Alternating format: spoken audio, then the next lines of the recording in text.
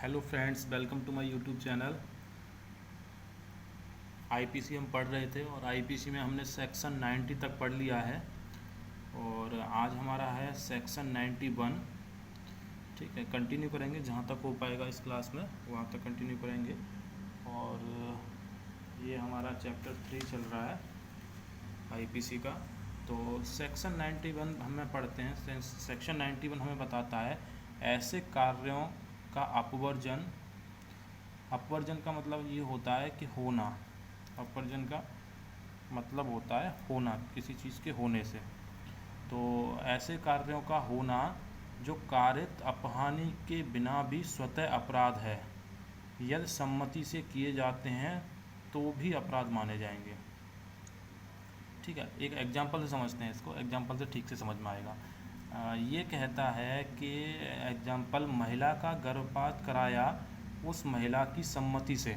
ठीक है, और गर्भपात होता है अबॉर्शन। ठीक है, तो महिला का गर्भपात कराया उस महिला की सहमति से और इसमें महिला को कोई हानि नहीं हुई, तो इस अपराध में उसे कोई छूट नहीं दी जाएगी। ठीक है ना, मतलब अगर महिला खुद चाह भी रही है कि उसका एबॉर्शन हो जाए तो भी ये एक अपराध है। तो डेफिनेशन जो इसकी है, जो कह रही है, वो यही कह रही है ऐसे कार्यों का होना जो कारित अपहानि के बिना भी स्वतः अपराध हैं।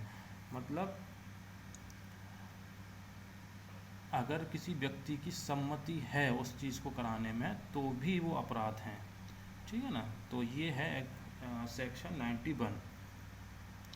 और सेक्शन 92 आ जाता है, ये कहता है सम्मति के बिना किसी व्यक्ति के फायदे के लिए किया गया कार्य अपराध नहीं होगा। इसमें आर्थिक लाभ की बात नहीं की गई है। तो ये सेक्शन 92 हो जाता है। और उसके बाद में आता है सेक्शन 93। सद्भाव पूर्वक दी गई संसूचना अपराध नहीं होगी। सद्भाव पूर्वक मतलब गुड फेथ में जो दी गई सूचना, कोई भी सूचना, वो अपराध नहीं होगी। मतलब उस सूचना देने से, आपके सूचना देने से अगर कोई किसी को कोई प्रॉब्लम में आ जाता है कोई, तो अपराध नहीं माना जाएगा। एक एग्जांपल से अच्छे समझ में आएगा। एग्जांपल ले लेते हैं। एक मरीज़ को कैंसर है और डॉक्टर उसकी सूचना मरीज़ को देता है, और मरीज़ जैसे ही उस चीज़ को सुनता है, डॉक्टर बताता है कि आपको कैंसर है, और मरीज़ जो है हार्ट अटैक से मर जाता है।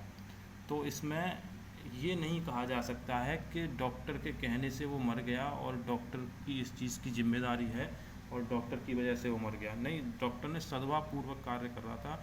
उसकी जो बीमारी डायग्नोसिस हुई थी वो उसे बताना उसके लिए ज़रूरी था। ठीक है, तो इसमें डॉक्टर को अपराधी नहीं माना जाएगा। तो यही कहती है ये डेफिनेशन, सद्भावपूर्वक दी गई संसूचना अपराध नहीं होगी। ठीक है, एक सेकंड थोड़ा रुकिए।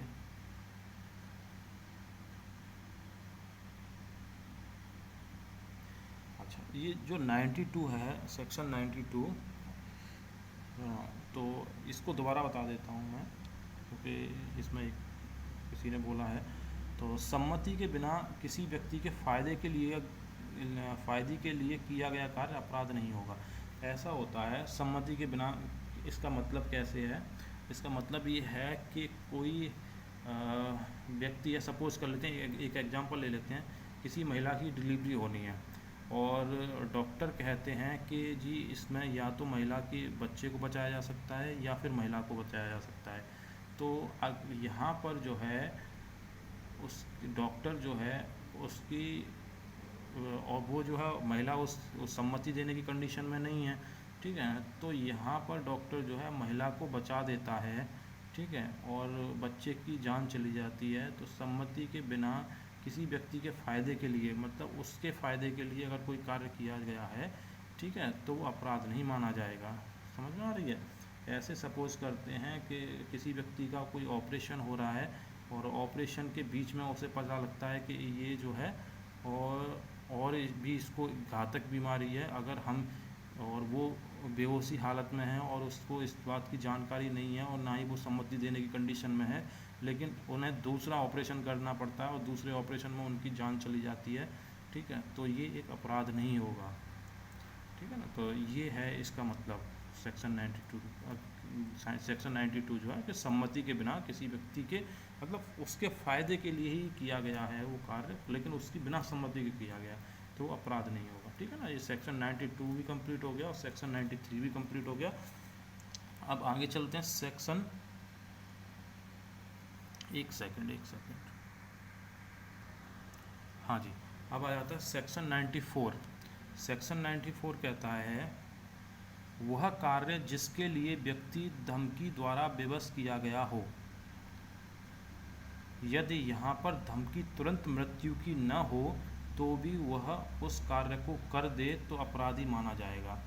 मतलब कहने का ये है कि अगर कोई ऐसा कार्य जिसके लिए व्यक्ति उसको धमकी दे करके विवश करता है कि भाई मैं तुझे जो है जान से मार दूंगा, तुझे ये काम करना होगा, ठीक है, लेकिन एक कंडीशन ये है कि यहाँ पर धमकी जो है उसने कहा कि मैं तुझे जान से मार दूंगा, लेकिन ऐसा प्रतीत हो नहीं रहा है कि वो जान से अभी मार देगा।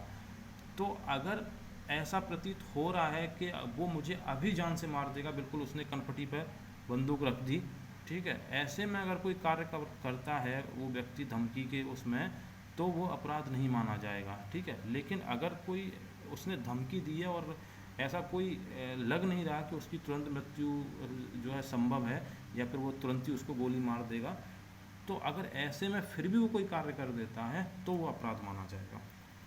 ठीक है, तो आई होप ये समझ में आ गया होगा सेक्शन 94। तो सेक्शन 94 यहाँ कंप्लीट हो जाता है। उसके बाद में आता है सेक्शन 95। सेक्शन 95 कहता है तुच्छ अपहानि कारित करने वाला कार्य अपराध नहीं। तुच्छ अपहानि मतलब छोटी सी कोई तुच्छ सी हानि करने वाला कोई भी कार्य है वो अपराध नहीं माना जाएगा। फॉर एग्जाम्पल समझते हैं, गलती से टकराने पर चोट लग जाना। आमने सामने दो व्यक्ति जा रहे हैं और गलती से आपस में उनका कंधा आपस में भिड़ गया, ठीक है, एक दूसरे में कंधा उसका लग गया, ठीक है, या फिर रास्ते में चलते किसी का हाथ दूसरे के हाथ से लग गया, तो ये जो है उसने जानबूझकर नहीं किया है, तो ये उसने जानबूझकर नहीं किया है, तो ये जो है तुच्छ सी अपहानि है, ये कोई बहुत बड़ी हानि नहीं है, तो ये जो है अपराध नहीं माना जाएगा। जैसे ही भीड़ में किसी के पैर पर पैर रख जाना, तो ये जो है कोई अपराध नहीं माना जाएगा, ये सेक्शन 95 कहता है। ठीक है, तो यहाँ सेक्शन 95 तक ये कंप्लीट हो जाता है।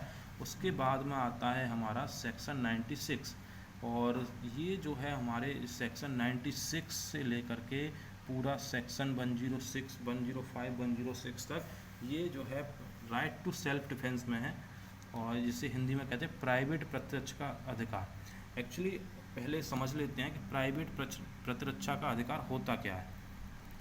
ठीक है, प्राइवेट प्रतिरक्षा होती है सेल्फ डिफेंस, कि अगर कोई व्यक्ति हमें इस स्तर की हानि पहुंचाने वाला है, जैसे कि हमें लग रहा है कि ये हमें मार देगा, ठीक है, तो हम उस अपनी प्राइवेट प्रतिरक्षा में या सेल्फ डिफेंस में उस व्यक्ति की जान तक ले सकते हैं, तब भी कोई वो अपराध नहीं होगा। अगर हमें लग रहा है कि हम बेकसूर हैं और हमें बिना कसूर के कोई व्यक्ति बिल्कुल मारने को हावी हो गया और हमें ऐसा लग रहा है कि ये बस मार देगा, और अपने सेल्फ डिफेंस में हम उस व्यक्ति को मार भी देते हैं, जान से मार देते हैं, तो वो जो है अपराध नहीं माना जाएगा। तो ये है सेल्फ डिफेंस। और प्राइवेट प्रतिरक्षा व्यक्ति के शरीर की भी हो सकती है, उसकी संपत्ति की भी हो सकती है। ठीक है ना, तो यहाँ ये प्राइवेट प्रतिरक्षा को हमने समझा है। आगे बढ़ते हैं, सेक्शन 96 कहता क्या है।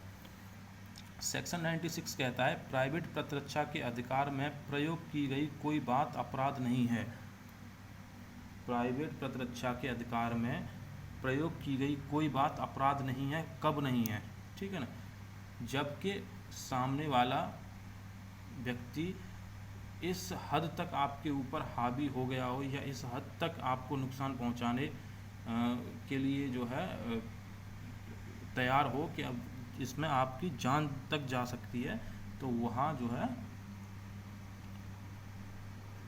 वो प्राइवेट प्रतिरक्षा में आप किसी व्यक्ति को मार भी देते हो तो अपराध नहीं है। ठीक है, लेकिन ये कुछ अलग कह रहा है, थोड़ा सा माइंड डाइवर्ट हो गया था मेरा। दोबारा बता दूं कि प्राइवेट प्रतिरक्षा के अधिकार में प्रयोग की गई कोई बात अपराध नहीं है।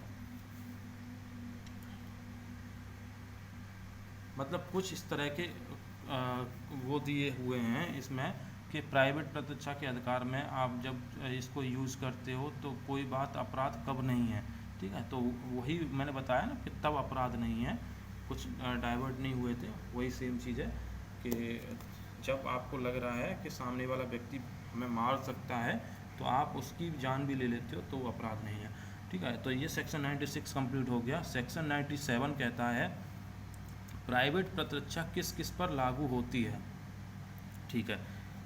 लागू होती है, इसमें लेते हैं शरीर तथा संपत्ति की प्राइवेट प्रतिरक्षा का अधिकार हर व्यक्ति का है।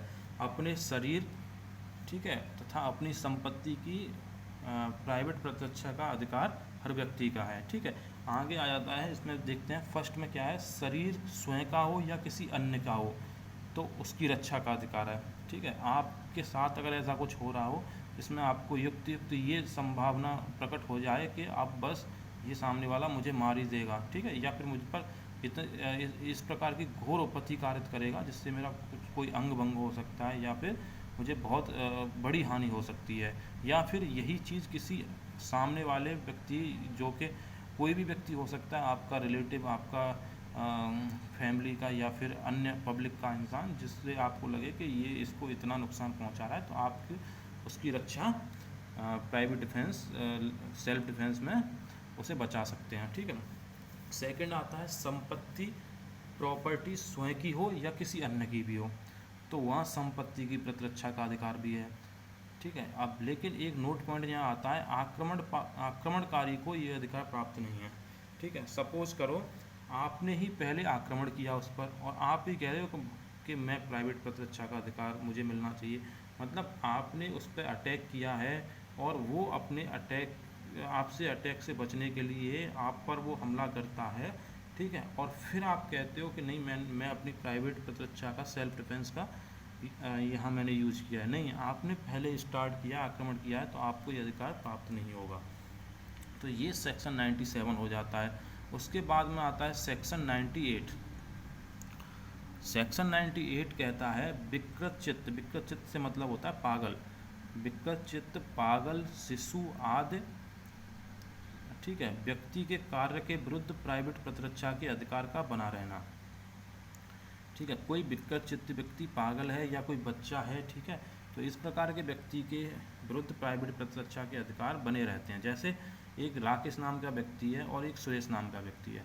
अब सुरेश जो है हमला कर देता है राकेश के ऊपर, सुरेश जो है पागल है। अब पागल व्यक्ति किसी सही इंसान पर हमला कर देता है, तो यहाँ जो है धारा 84 के तहत अंतर्गत सुरेश ने अपराध नहीं किया है। इस सुरेश पागल है, इसलिए इसको इस बात का ज्ञान नहीं है कि वो क्या कर रहा है, तो यहाँ ये हमला करता है, तो आप ये नहीं कि अपनी प्राइवेट प्रतिरक्षा में इससे जो है मार दोगे, ठीक है, मार सकते हो, ठीक है ना, आप प्राइवेट प्रतिरक्षा में इसको मार सकते हो, तो ये आपका सेल्फ डिफेंस हो जाएगा क्योंकि हमला ये कर रहा है। लेकिन सुरेश भी यहाँ अपराधी नहीं माना जाएगा क्योंकि वह पागल है, ठीक है, विकृत चित्त है। तो ये सेक्शन 98 कहता है। उसके बाद सेक्शन 99 आ जाता है, ये कहता है ऐसे कार्य जिनके विरुद्ध प्राइवेट प्रतिरक्षा का कोई अधिकार प्राप्त नहीं है। अब ऐसे कौन से कार्य हैं वो देख लेते हैं। ये प्राइवेट प्रतिरक्षा पर लिमिट लगाती हैं, मतलब कुछ ऐसे कार्य भी हैं जो कि आपको सेल्फ डिफेंस का अधिकार प्राप्त नहीं होने देते हैं। तो उनमें पहला आ जाता है ऐसे कार्य जिनमें मृत्यु या घोर उपत्ति की आशंका न हो। मतलब मैं वही बात कह रहा था पहले, 96 में क्या था, 96 ये कहता था कि जब आपको युक्त ये लगने लगे कि इसमें मेरी मृत्यु हो सकती है या घोर उपत्ति, मतलब बहुत बड़ी हानि हो सकती है, मुझे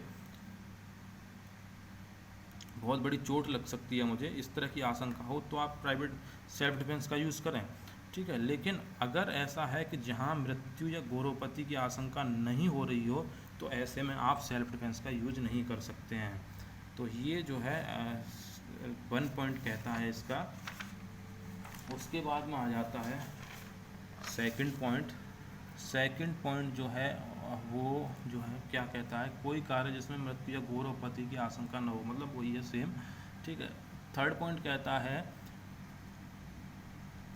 कोई कार्य यदि लोक सेवक द्वारा अपने कर्तव्य पूरा करते हुए किया गया हो, ठीक है, ऐसा कोई कार्य जो लोक सेवक अपने कार्य उसको किसी लोक सेवक द्वारा अपने कर्तव्य को वहन करते हुए किया जा रहा हो, तब उसको सेल्फ डिफेंस नहीं मिलेगा।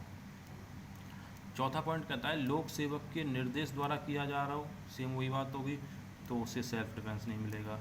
लोक प्राधिकारियों का संरक्षण प्राप्त करने का समय हो, तो उसे सेल्फ डिफेंस नहीं मिलेगा। ठीक है, ऐसे ही एक केस है उत्तर प्रदेश राज्य बनाम नियामत 1987 का। इसमें क्या होता है, कुछ पुलिस वाले कुछ व्यक्तियों को अवैध रूप से गिरफ्तार कर लेते हैं। ठीक है, तो वहाँ गांव पुलिस में फायरिंग हो जाती है, तो उसमें एक पुलिस वाला मारा जाता है। तो यहाँ पर जो है गांव वालों को प्राइवेट प्रतिरक्षा का अधिकार प्राप्त होता है और उन्हें जो है अपराधी नहीं माना जाता है, क्योंकि पुलिस उन्हें ज़बरदस्ती गैर कानून गिरफ्तार कर रही थी। तो इसमें उन्होंने सेल्फ डिफेंस का यूज किया। तो ये जो है हमारा हो जाता है सेक्शन 99। ठीक है, अब इसमें नोट पॉइंट क्या है, प्राइवेट प्रतिरक्षा का अधिकार कहाँ तक है। अच्छा, ये क्वेश्चन बन जाता है कि प्राइवेट प्रतिरक्षा का अधिकार कहाँ तक है। तो इसको अगर सिंपल भाषा में समझा जाए तो ये है इसका कि आप हमलावर पर उतना ही प्रहार करोगे जितना कि बचाव के लिए ज़रूरी है। मतलब सामने वाला आप पर हमला कर रहा है तो आप प्राइवेट प्रतिरक्षा में अपना बचाव करना है आपको। ये नहीं कि उसने हमला किया और आप उसके ऊपर चढ़ गए, उसे मारने लग गए, नहीं, ऐसा नहीं करना है। हाँ, अगर आपको लग रहा है कि वो आपकी मृत्यु कर सकता है और आपका बचाव करने के लिए उसकी मृत्यु करना ज़रूरी है, तो आप मृत्यु कर सकते हो, वरना उतना ही बचाव के लिए ज़रूरी हो उतना ही प्रहार करें। वो जो है प्राइवेट डिफेंस में, सेल्फ डिफेंस में आता है। ठीक है, तो ये हो जाता है हमारा सेक्शन 99 कंप्लीट। उसके बाद में आ जाता है सेक्शन 100। सेक्शन 100 कहता है प्राइवेट प्रतिरक्षा के अधिकार का प्रयोग करते हुए स्वेच्छा से मृत्यु कारित कर देना अपराध नहीं है। दोबारा पढ़ लेते हैं, प्राइवेट प्रतिरक्षा के अधिकार का प्रयोग करते हुए स्वेच्छा से मृत्यु कारित कर देना अपराध नहीं है। अगर आप सेल्फ डिफेंस का यूज़ कर रहे हैं, ठीक है ना, और आप जानबूझकर स्वेच्छा से जानबूझकर भी किसी व्यक्ति को मार देते हैं, ठीक है ना, तो वो अपराध नहीं होगा। ठीक है, यही बात हम आगे भी पढ़ के आए अभी। तो ऐसा है इसमें कि अगर आपको लग रहा है कि कोई व्यक्ति इस तरह का हमला आप पर कर रहा है कि उसके हमले से आपकी मृत्यु हो सकती है, तो आप सेल्फ डिफेंस यूज़ करते हुए आप जानबूझकर उस व्यक्ति को मार देते हैं, तो भी वो अपराध नहीं है।